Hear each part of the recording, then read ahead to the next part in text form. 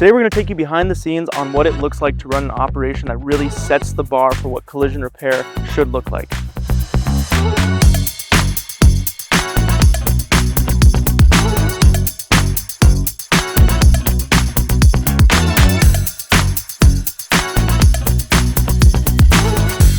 I'm Angel, and today I have the absolute pleasure of interviewing legend in the collision repair industry, Drew Bryant, CEO of DB Orlando Collision, and president of the Florida Auto Body Association. Drew, thank you for letting us take a look in the shop and take a look behind the curtain. I appreciate it. Honor to be here, man.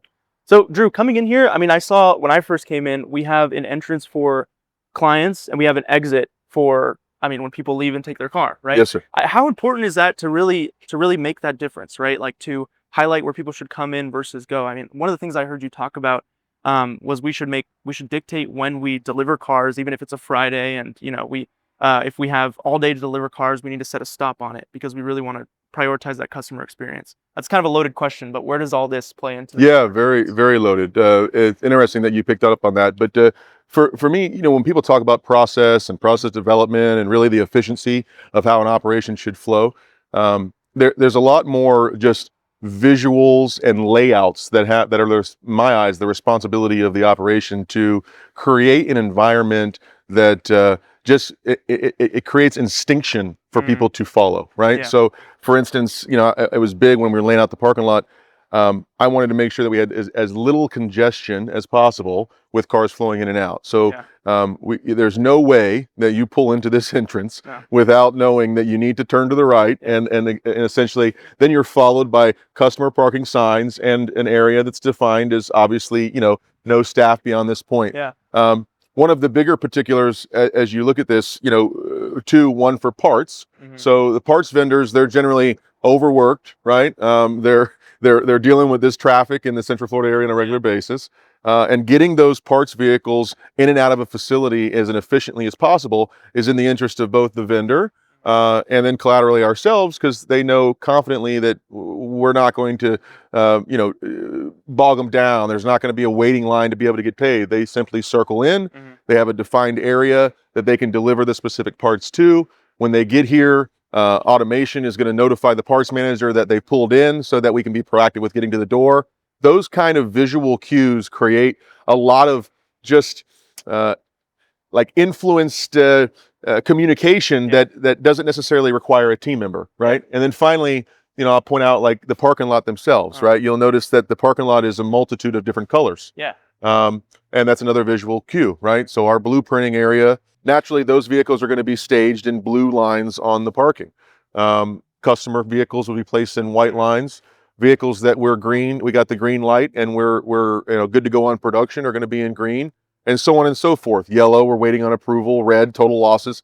Those kind of circumstances. Now we've got a significant reduction in transitional waste because the team members don't have to go spending 20 minutes looking for a vehicle. They simply look on a keyboard that's relative to a blue lot hanging on a blue keyboard, and I can now reduce the effort and time that it takes me to find that next vehicle. Yeah, and for a shop that's in a smaller location that might not have control over their lot, right? Their entrance, right? Maybe they're in a bay, not so much a physical big location like this. How can they take control of that when they don't have all this space? That's a funny question. Our other facility, we rent there, and we don't own the building. It's more of a commercial kind of industrial area. And I had a family member that's a very successful entrepreneur, right? Really a serial entrepreneur. He does all kinds of different things. But nonetheless, they made a visit one day, and they were looking at my lot. And this is 10, 12 years ago. And they said, well, why don't you just ask the landlord to put up a gate here and put up a gate here and really just kind of consolidate this area for yourself. And I said, there's no way that I'm ever going to ask that or request it, because it's simply going to get turned down and I'm going to impede on the rest of the tenants' flow. And he advised me, he said, just ask. And I asked, and they said, no problem. So I really think it's just a matter of looking to see what you have, what you would like it to look like, and then begin to just talk to the powers that be, talk to whoever's your property manager, your landlord, or whatever, and look at working on solutions together. This is what I'm trying to out. This is what my outcome is. I'm trying to have done. You know, how can we work together to be able to execute as close to this as possible? And what I have seen at other shops, when I was visiting Texas recently for a conference, he had the same similar circumstance, and everything that they implemented to create a good transitional flow for everything coming in and out of the lot was done with temporary things that could be moved and removed in the future, right? Nothing was permanent, and it didn't require a significant amount of investment that was going to be washed, should they leave or relocate the business, right? Nice. Okay, good to know. All right, so moving from the parking lot, where's the next place that a customer would go? So a customer entrance would be over to the main. So once again, even from a customer's overall experience, right? It should be clear on your parking in the white lines, right? We want to have this as easy and convenient for them as possible. This property, when you pull in, can be overwhelming. Yeah. And it doesn't matter the size of an operation, right? It just the environment of our business itself can intimidate consumers. Yeah. Giving them visual cues that will direct them to where they should be instills confidence, right? And those are the kind of people that, you want to have them in an easy, not stressing about how to enter the building, right? They have enough to stress about as far as the physical damage to the vehicle or what decisions have to be made, etc., right? Yeah. All right, so we're here in the waiting room now, and I mean, I gotta say, this is one of the most futuristic, coolest looking waiting rooms I've ever seen.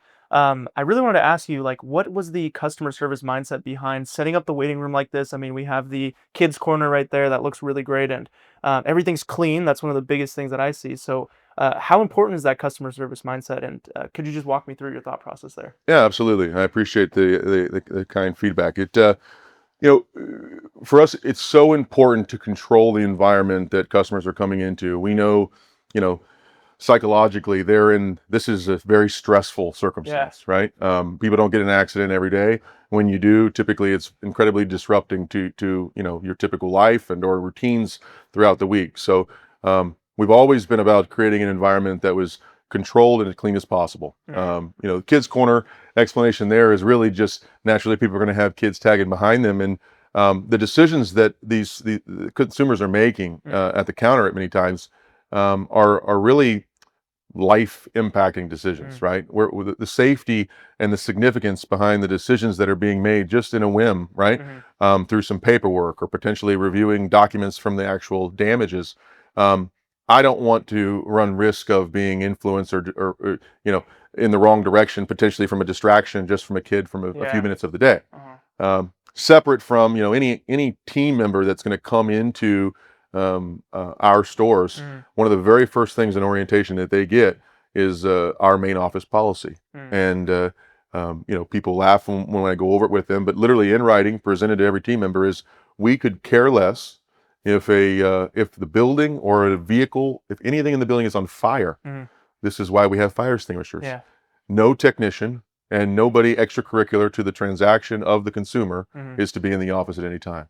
So it really truly is a controlled environment that both aesthetically is relieving, right? And if a consumer has to stay here any longer, we'll see a little bit later on as we built out a full lounge for them to be able to just kind of have additional time to work or do what they have to do. Awesome. Cool. Can we take a look inside the shop? Yeah, I'd love to, man. Let's get started over here. So on this side, when we set this building out, we were very big on really transparency, right? I wanted the consumers to be in a position that when they came in, they could have full exposure to what it is that we're doing, what the process looks like, whether they understood the specifics of an inspection or repair plan. At least visually, they can understand what we were about to go through, right? So this is designed for, consumers coming in. A lot of facilities, you won't have any coverage. So in the rain, it kind of eliminates the opportunity to be able to take an assessment. The rider would be in between them and they would be assessing just kind of some visual cues and visual damages. On this side, we would have more advanced stages. So after they'd come in for their initial, we'd come in to schedule it.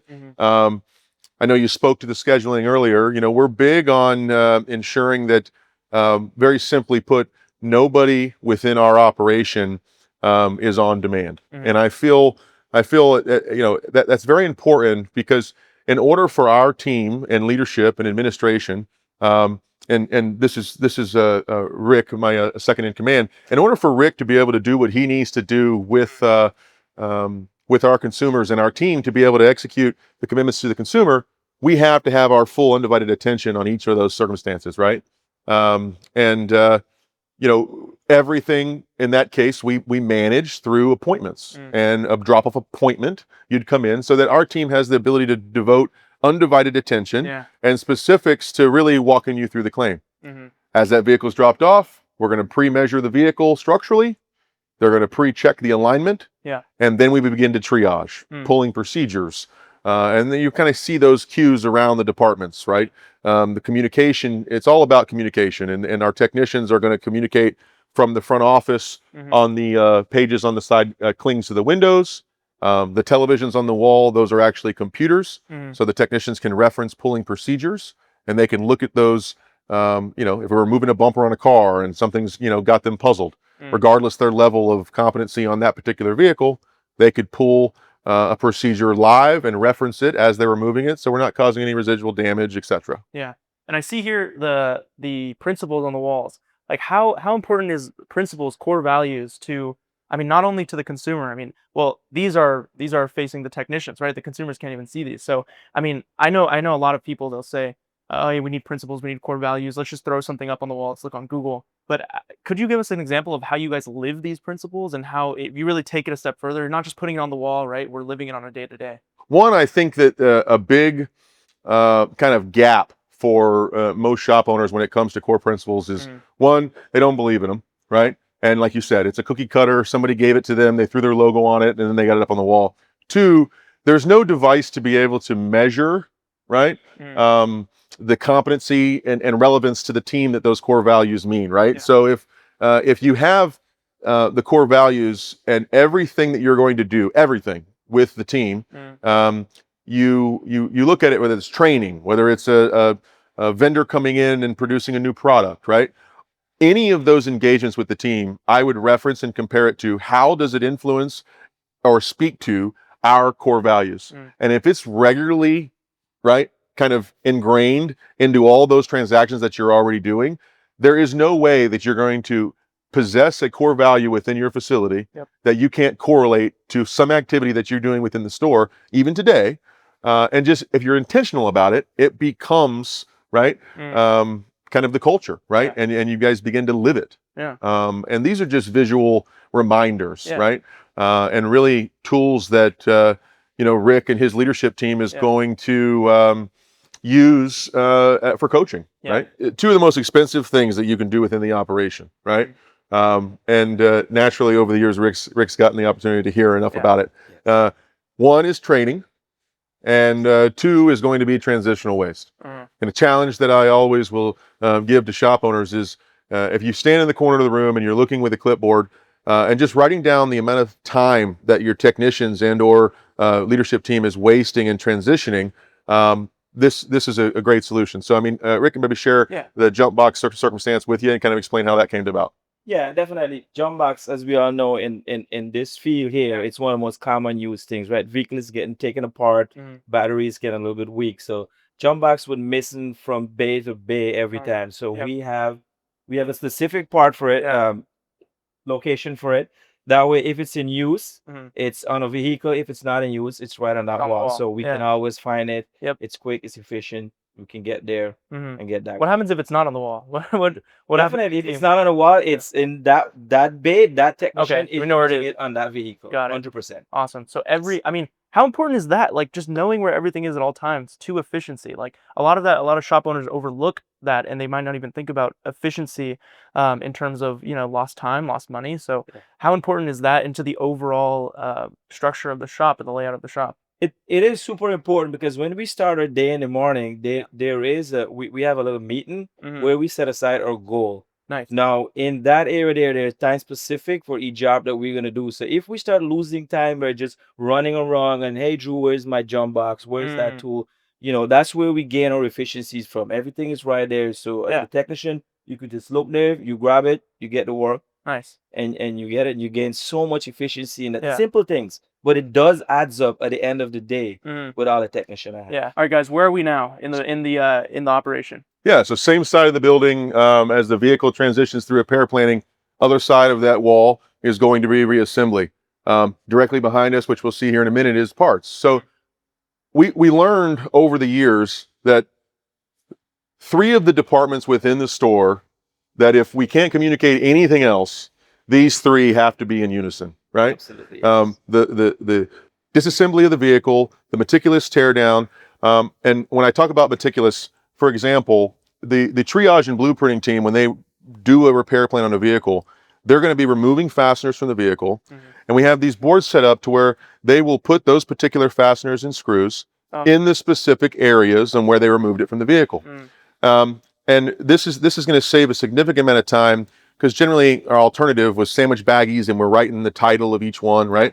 But this has kind of multi-purpose, right? So they lay out their clips, they get the table all organized, and then at the end of the repair, we have an intentional moment where the writer that's pulling the procedure and the technician go through and they review what they have. So from a fastener perspective, they say, okay, I have 10 fasteners for the hood liner.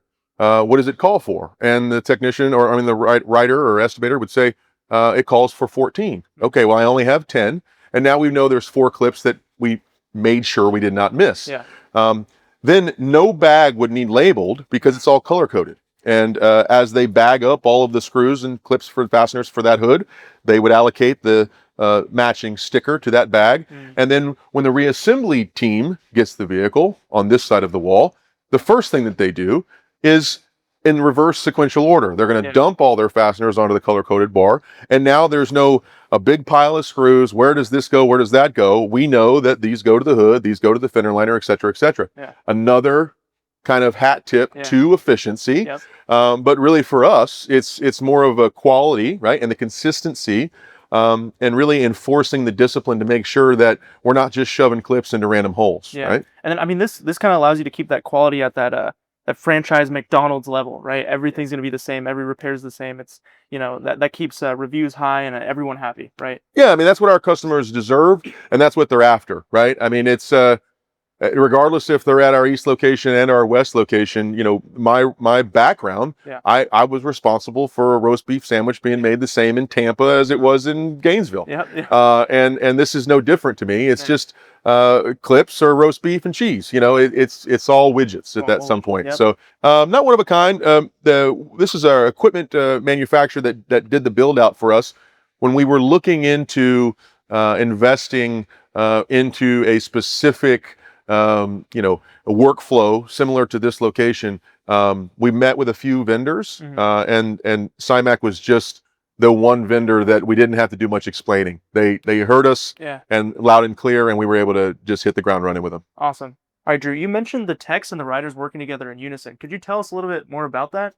Yeah, so what we're standing in the middle of here is a blueprinting department. And this is where the technicians would pull their procedures to be able to dismantle the vehicle. And as they are dismantling the car, they're organizing everything specifically onto the parts carts for the parts department. And each one of those shelves we have defined with a purpose. All of the parts that come off are going to get organized onto the cart. And then the rider, where Rick is sitting right now, would be a rider that's specifically assigned to that technician, and they're working as a team unit.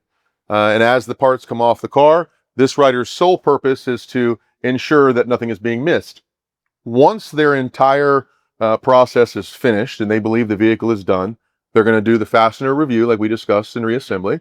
And then the final stage is they're going to take every single thing off of the parts cart that they put on during disassembly, and they're going to transfer it to another parts cart that it would be the final cart as a one more final filter to ensure that we didn't miss any potential tab or fastener, right? All of those things matter. So using those carts even as their own way of labeling. And I mean, I've seen shops that they have a couple carts, they just throw everything from a bunch of cars on them. And no, but you want to separate it out and make sure it's all labeled and we know where everything is. Exactly. Each one of our shelves are going to have there's a written SOP on definitive as to what goes where. And, that flows over into the parts team because that's what they're using to comparatively match everything when it comes in the door, right? If they have any part that's on the bottom shelf that they didn't receive, naturally that's a part that we potentially missed, and we need to go back to the work repair plan and ensure that we get it coming. Gotcha. Awesome. All right, Angela, and this side of the building is going to be more of the production side of things. So if you look at it, we're going to have structural, our body technicians, all of our prep and painters on this side. Nice. So, okay, so we have everything labeled here. I mean, what's the next part of the process? Next stage, if the vehicle had any substantial damage, it's really dependent upon severity. Of course. But if you had a higher severity vehicle, it would transition over to our structural area. In this area, you're going to have multiple technicians that are going to have the specific procedures for repairing the structure of the vehicle affixed to the side of the vehicle. And they're going to reference the particular weld counts as they're going through. And really, welds, we're seeing that manufacturers are changing positions of those welds and trying to stay as consistent and updated on those currencies within the industry is so integral to the quality of the overall repair, because many times the veterans that end up in these bays of structural, they're clouded with the belief that they are better than the book. And having those references there for them, give them the opportunity to not fail, execute the job that we're after, and create, once again, that level of consistency and efficiency that we're all after. Awesome. From there, after structural, we're going to roll over into body. And this would be our heavy body department, right? Notice that the environment, the way that we're able to maintain the cleanliness is there isn't a sander in this building that doesn't have a HEPA filter vacuum on it. We've worked with the team at 3M for a very long time on making sure that our technicians are using, one, for their health, but more importantly, to be able to control the environment that we're after. They're going to do their heavy filler work. Anything primarily in our operation is going to be joints on quarter panels and maybe a little dog leg or something like that on a side pillar that we need to just feather out. But very little mud work is done in the industry today. Primarily, it's panel changing if we get to that point, right? Yeah. And then, to continue and speak to efficiency itself, once the vehicle transitions out of heavy body, the vehicle is going to come into a final stage of body. And then there would be four of these dollies that the vehicle would be loaded onto. Yeah. And then now this avoids the vehicle from being driven, which is a transitional waste, right? Risk, right, of potentially bumping the car into something, right?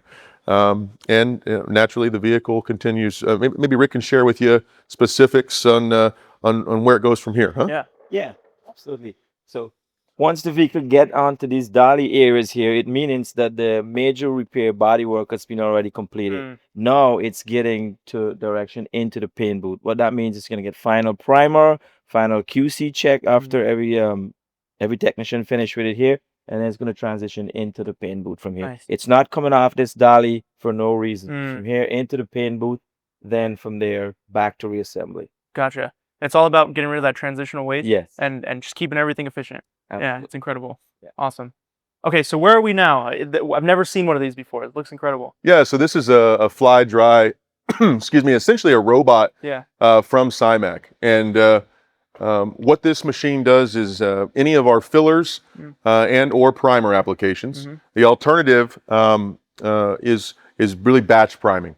So to give you an example, in the simplest terms that I can, to batch prime a vehicle and or a part, anywhere between 5 to 8 hours, and we cannot touch that part or that vehicle until the vehicle has gassed off, and then we can begin to sand it. This machine brings that process to 2 to 4 minutes. Wow. Okay. So now we're back to the efficiency again, right? Transitional waste of waiting, right? That's gone. How do we ensure that we are returning the consumers their vehicle in the order and fashion that we want to, in the fastest, most efficient environment possible, is what these investments are all about. Gotcha. Awesome. I mean, that cuts down the turnover time by an insane amount. I mean, how many parts that would you have to be waiting on, and this cuts it down to a couple minutes, right? It does, yeah. And it really allows, it does change the dynamic of how the vehicles flow. Traditionally, in a standard shop that doesn't have a fly dry, we would work as a group to get as many parts and as many things in the booth at one time, so that way we can spray everything with one cycle.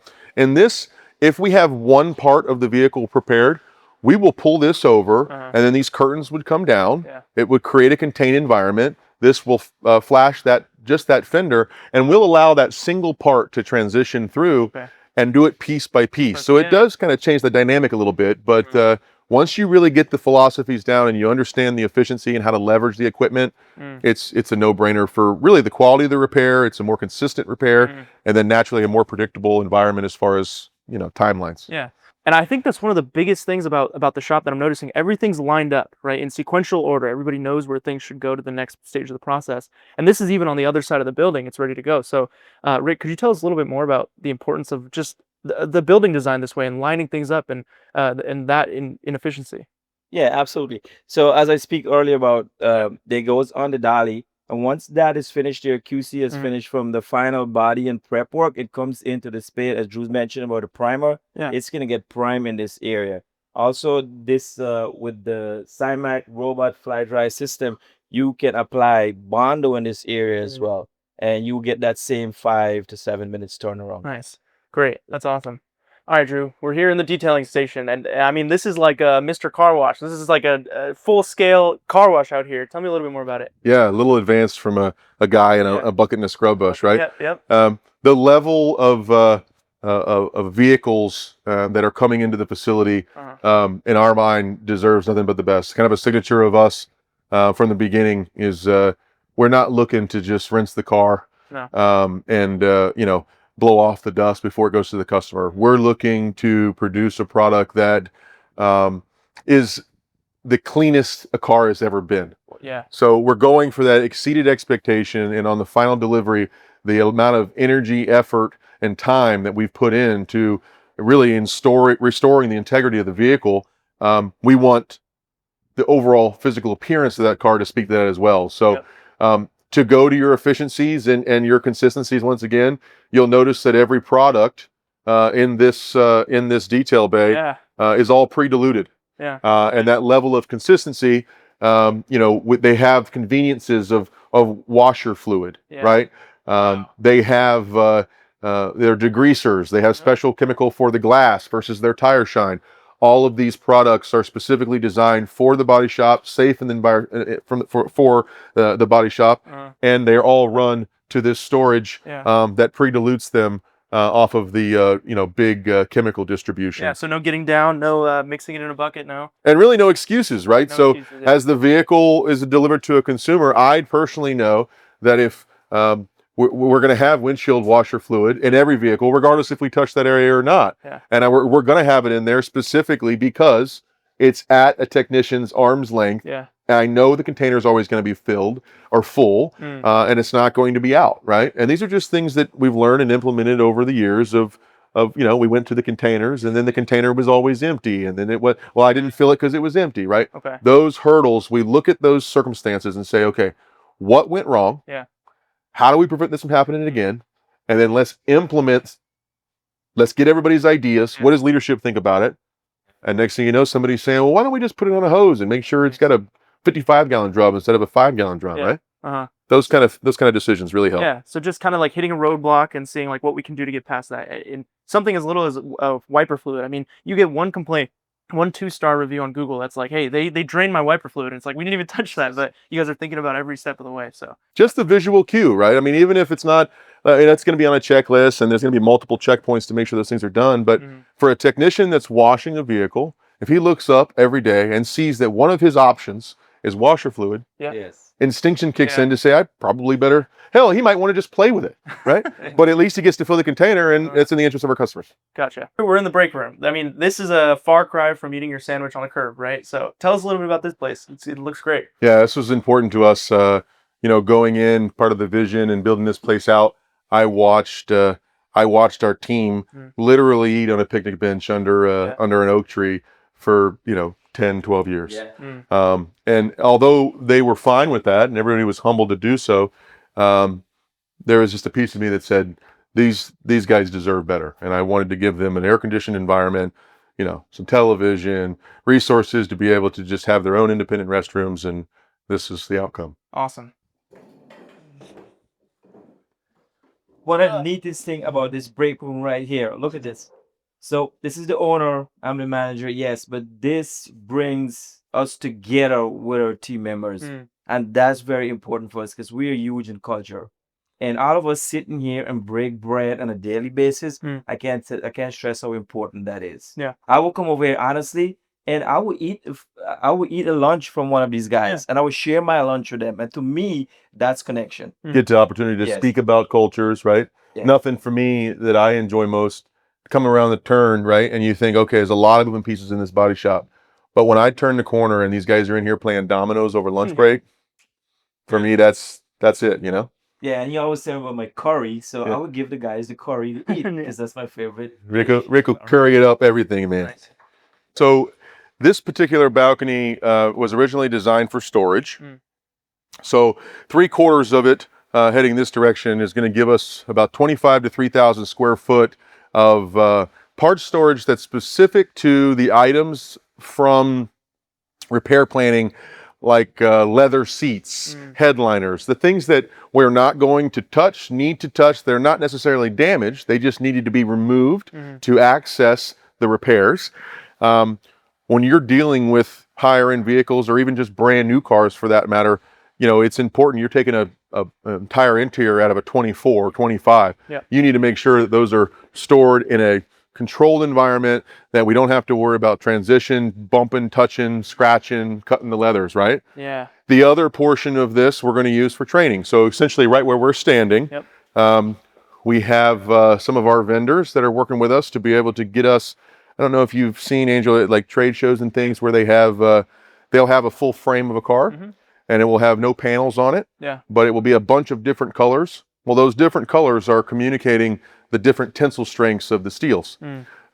We are bringing one of those here, and we're going to put it right here. Wow. Okay. And the purpose of that is going to be multi-purpose. One, you'll see soon that throughout the lobby, we have specific consult rooms that we will consult with customers, educating them on what the vehicle needs and why it's so important. We plan to bring the consumer out and physically show them all of the red portions on this vehicle, right? Are areas of the vehicle that, you know, we can't pull, tug, heat, weld, anything. We have to change them when they're damaged, right? And then really collaterally that, I want to be able to bring potential new adjusters. There's a lot of new young blood in the insurance game right now, and taking the opportunity to just maybe constantly avoid the bumping heads, right? Because naturally they're in the business of retention and saving as much money, right? And we're in the business of proper repair. So we kind of have to coexist to some degree. Of course. And I'm not a big fan of fighting and arguing. I just want to come up, and if I have a visual cue that I could help explain why these things that we're suggesting are so important, I think it's going to be invaluable to us once we get it in. So we're excited about it. Awesome. And it's still in the works. All right, Drew, we're upstairs. We're right above the lobby. I mean, this is the lounge, customer lounge, and I see these console rooms here, and I mean, this is something unique that again, not a lot of shops, not any shops that I've been in, have something set aside for their customers that's this nice. So can you tell us a little bit about it? Yeah, absolutely. So our customer lounge is really designed for the people that are maybe here for one-day service. Maybe they're a drop-off and they're waiting on Enterprise or Hertz or rental car to pick them up. We wanted a comfortable environment that they can come, relax, potentially get some work done, have a coffee, a biscuit, a muffin, whatever it is that they're into. And or if they're here for a scheduled appointment with one of our repair planners or estimators. Their estimators' offices are located, surrounding this lobby or lounge rather. And when they're here for their appointment, the writers would come out, engage with the customer, and then they would bring them in to a private consultation room. And the purpose of this is our files, on average, are going to have anywhere between 350 and 400 pictures of the process. And when we get done inspecting a vehicle, there's a lot of very key decisions that maybe the insurer is not going to agree with. Maybe the significance of the repair the consumer is disconnected on, right? It looked like a bumper scratch when you dropped it off, but really we found a substantial amount of structural damage behind, right? Headlight, electronics are really hard to visualize.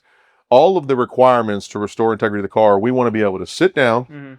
There's a large computer in the room, and we will go through the series of photos with our clients and just really explain to them, here's what you see, here's what we see, here's what the manufacturer proposes, and then look, here's the position that your insurance company is taking, and help us make a decision. We're here to be servants, right? So what would you like us to do, and what direction do you want the vehicle to go?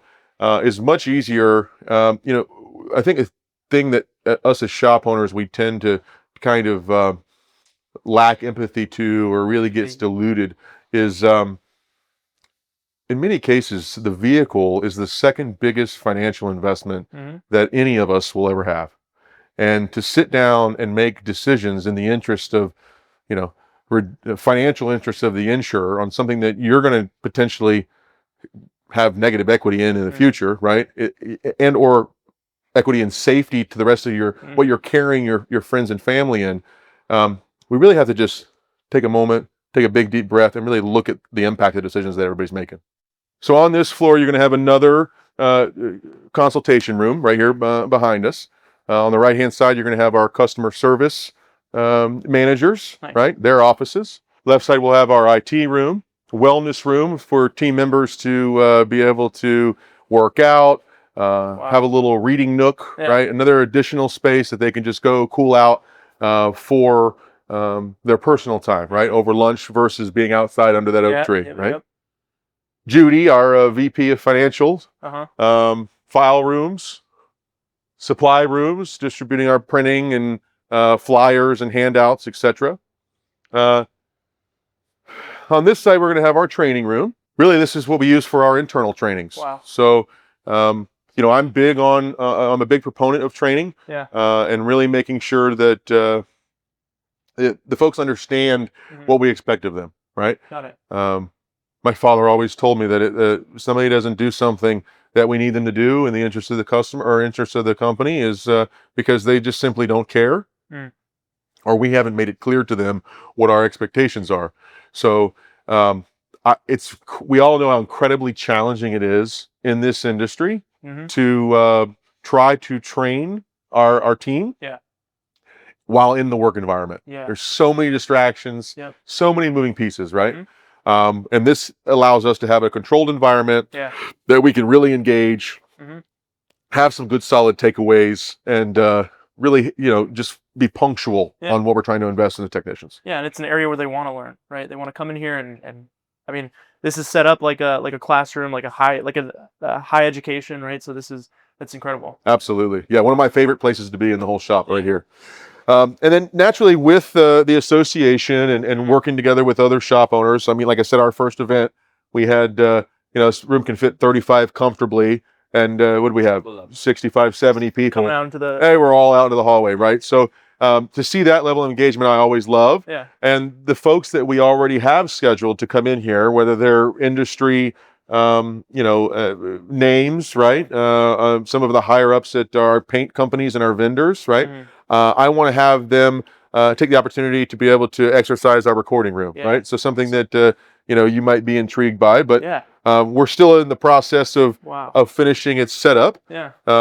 But in concept, I want two specific areas. One is going to be just a very casual sit down, pop a button, and we record residual conversation that we can distribute online, and then a little bit smaller section for customer testimonials. So I want to have the ability for consumers that come in, they've had a particular insurer for 25 or 30 years. Their expectation is one thing. As we go through and guide them through the repair, they pick their vehicle up after a month being at the body shop, and their initial expectation versus the end is completely inconsistent. And really taking one of those consumers and sitting them down and having them walk through what their mindset were and what they experienced, I think will only help other shops and or other customers that potentially get exposed to the same experience. Yeah, incredible.